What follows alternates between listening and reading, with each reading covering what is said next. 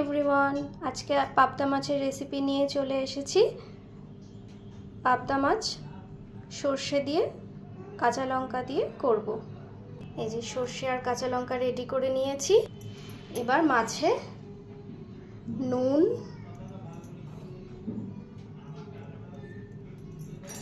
আর হলুদ মাখিয়ে নেব।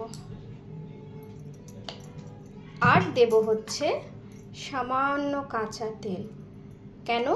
কারণ পাবদা মাছ তেলে দেওয়ার সাথে সাথে খুব ফাটে, তার জন্য এই কাঁচা তেল দিলে ফাটাটা একটু কম হয়। নুন হলুদ কাঁচা তেল মাখানো হয়ে গেছে, এবার কিছুক্ষণ রেখে দেব। কড়াইতে তেল গরম হয়ে গেছে, এবার একে একে মাছগুলো দিয়ে দেব।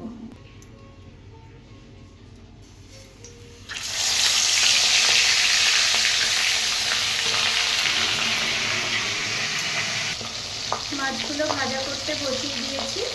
মাছগুলো ভাজা হোক, ততক্ষণ চলুন আমরা সর্ষেটা পিষে নিই। মাছগুলো ভেজে তুলে নিয়েছি। এবার মাছ ভাজার তেলেই দিয়ে দেব কালো জিরে ফোড়ন আর কাঁচা লঙ্কা ফোড়ন। এবার ফোড়ন দেওয়ার সাথে সাথে কিছুক্ষণ ভাজা হয়ে গেলে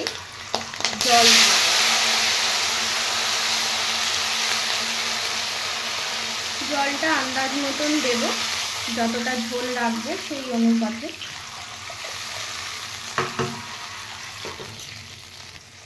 এরপরে দেব হচ্ছে এর মধ্যে নুন, তারপর দেব হলুদ,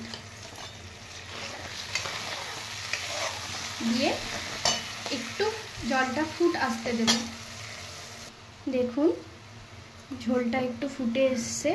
এবার দিয়ে দেবো হচ্ছে সেই বেটে রাখা সর্ষেটা। সর্ষেটা ডাইরেক্ট যদি তেলে দেওয়া হয় অনেক সময় তিতো হয়ে যায়, তাই জলের উপরে দিলাম।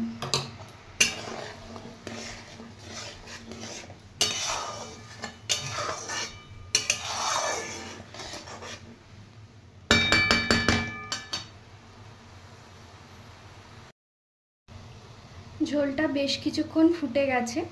এবার একে একে মাছগুলো ছেড়ে দেবো, খুব সাবধানে, কারণ পাবদা মাছ খুব নরম মাছ তো ভেঙে যেতে পারে।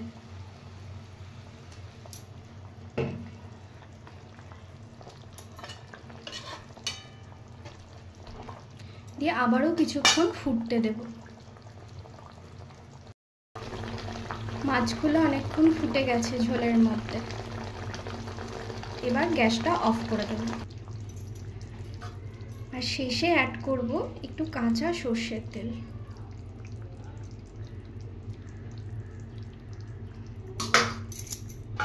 দিয়ে কিছুক্ষণ চাপা ঢাকা দিয়ে দেব। দেখুন মাছটা হয়ে গেছে, নামিয়ে নিয়েছি। এবার গরম গরম ভাতের সাথে পরিবেশন করে দেব।